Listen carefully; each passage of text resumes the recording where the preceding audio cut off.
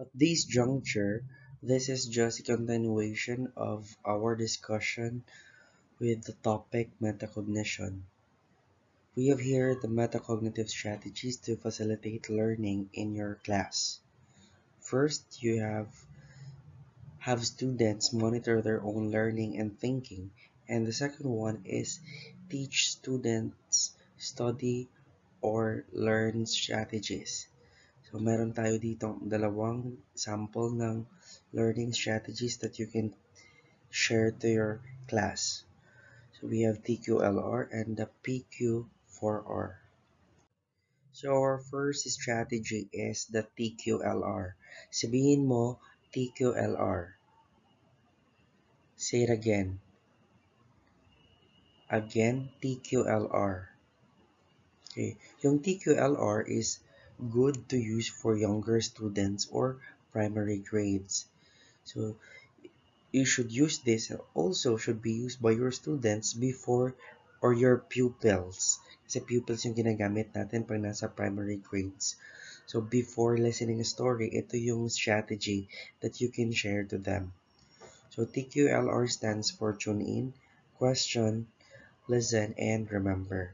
Pag sinabi natin tune in, it is important for the learner himself to be aware. Again, aware that he is paying attention and that he is ready to learn. So you cannot teach a student if he or she is not ready.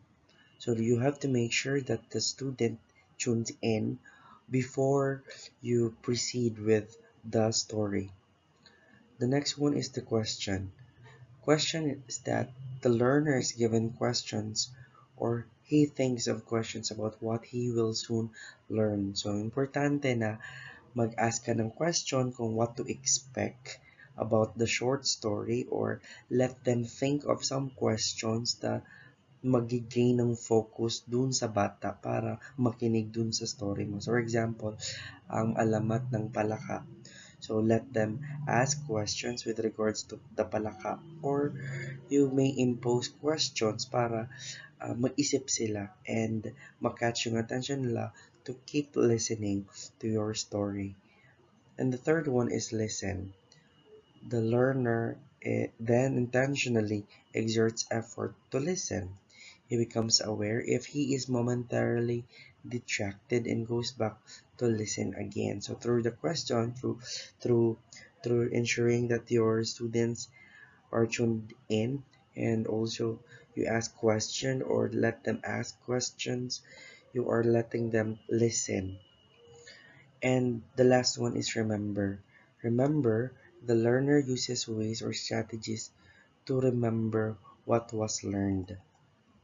So yun.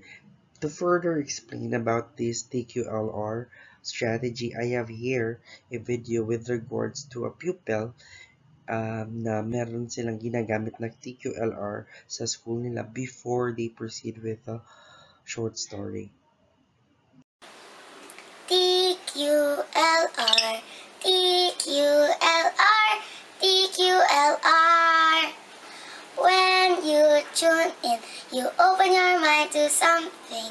Ask some questions, no bounds, no limitations. Listen attentively to understand the story. Check comprehension. Remember every lesson. TQLR, TQLR, TQLR. Okay, so that song is entitled TQLR. When do you sing that song? We sing that song before teacher tells us a story. Can you tell me what you mean when you say tune in? I focus and listen attentively to the story. How about question? I ask interesting questions about the story. And listen? I listen to my teacher while she is telling me the story. And remember? I remember the important things about the story. You're one smart girl. Do you all do this in class? Yes, Oh, do you like reading? Yes, What can you say about reading? it is fun. Mm-hmm. Thank you, Riel. So we have here another metacognitive strategies to facilitate learning in your classes. We have PQ4R. Sabihin mo PQ4R. Say it again. PQ4R. I can't hear you. Say it again. PQ4R. Very good. Pag sinabi natin PQ4R, ginagamit nyo ito for your older students. So these can be applied for intermediate onwards. So intermediate, pataas hanggang mag-high school. So you can use this strategy you during unit examination, unit test, or chapter.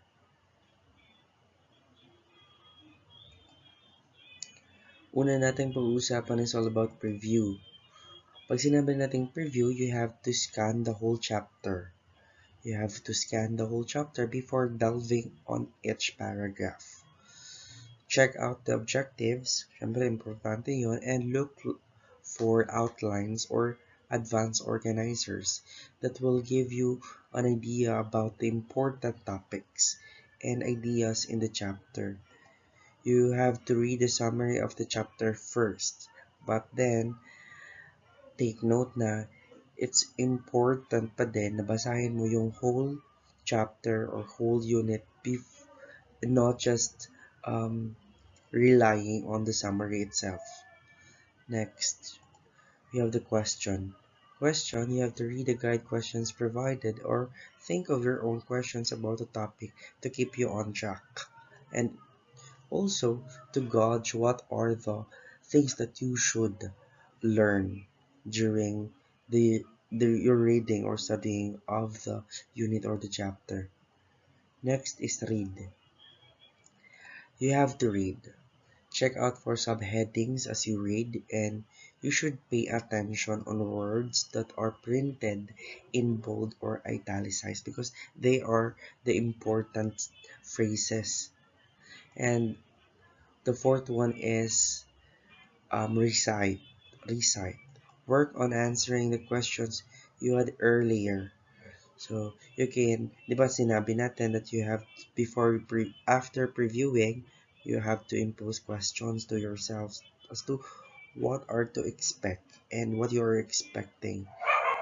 So, yun. Also, recite. You have to recite na while answering your questions earlier. So, also review. Review and pinpoint topics you may need to go back. So, review pinpoint topics that you may need to go back to and read in order to understand better. So, if may kailangang balikan, balikan para mas maintindihan nyo ang binabasa nyo. Also, the last one is reflect. Reflect and think about what you read. Isipin mo, is everything clear to you? Or is everything clear to me? Yun. That is reflecting as to what you have read. Na you're putting yourself in that situation, and that's very effective in remembering what you have read. At this juncture, we are going to discuss the difference between the novice and the expert learners. Pag sinabi po nating novice learners, sila yung baguhan pa lang. Pag sinabi naman nating expert, expert from the word expert na that is very self-explanatory. The important factor that separates the two is yung topic natin na metacognition. Expert learners employ metacognitive strategies in learning, and they are more aware of their learning process as they read and study and also do problem solving. Yung mga expert learner guys, they monitor their learning and consequently adjust their strategies to make learning more effective. So compared dun sa novice learners, medyo may kabagalan at medyo nahihirapan pa. So here, in terms of the aspect knowledge in different subject areas, I'm going to use a pen,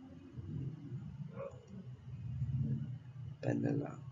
So dito, in terms of knowledge in different subject areas, yung novice learners have limited knowledge in the different subject areas. Limited lang yung knowledge niya, while the expert learners have deeper knowledge in different subject areas because they look for interrelationships in the things they learned. Mas importante yun guys na as an expert learner, kung gusto mong maging expert learner, you have to interconnect what you have learned from the different subject areas na meron ka.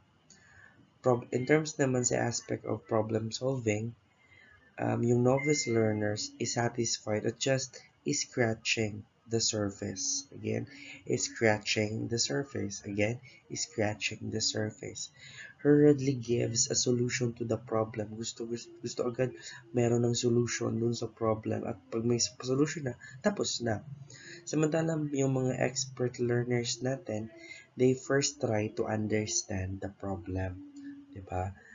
You have to analyze first the problem and you have to look for boundaries and create a mental picture of the problem. Iniisip mo muna yung problem bago ka mag-isip ng agarang solusyon. Yun. For the aspect of learning and thinking strategies, yung novice learners natin employ rigid strategies that may not be appropriate to the task at hand. Kasi gusto mo makaisip agad or masolusyonan agad nga yung yung yung task at hand. Samantalang yung expert learners natin, they design new strategies that would be appropriate to the task at hand. Meron kasi tayong mga strategies na ginagamit natin before na hindi naman applicable for that certain task at hand. So yun yung ginagamit ng mga novice learners, yung mga dating strategies na nakasanayan na hindi naman applicable for that. So yun. We have another aspect which is selectivity in processing. So for the novice learners, they attempt to process all information they receive. All. All information. Samantalang yung um, expert learners, they select important information. They select important information to process, hindi lahat. Kasi hindi naman lahat ng binabasa mo importante, di ba? You have to choose what is important or vital. Also, they are able to break down information to manageable chunks. Yun yung ginagawa natin na hindi natin kailangang i-memorize lahat ng definition. You have to break it down. You have to choose what is important. Yung concept sa concept. Kung kailangan gumamit ng mga clue words, yun yung gamitin nyo para at least yun na lang ang iisipin mo from time to time. Now, through that word, you can expand your understanding. Also, another aspect of learning is production of the output. For the novice learners or for those na baguhan pa lang or hindi pa ganun ka galing, they do not examine the quality of their work. Hindi nila pinapansin masyado yung quality, lalo na sa output. Nor stop to make for revisions. Mas tinatamad na silang baguhin yung mga pwede pang baguhin or pwede pang i-improve. Samantalang naman yung mga expert learners natin, they check their errors. Diba? They do the proofreading and redirect their efforts to maintain quality output na hindi ka satisfied sa sakto lang. Na pwedeng, kung pwede pang may bubuga, pwede mo yung baguhin. Again, never settle for mediocrity. If you can have the opportunity to have the best, then do it. Give your utmost best just to give or have the best output.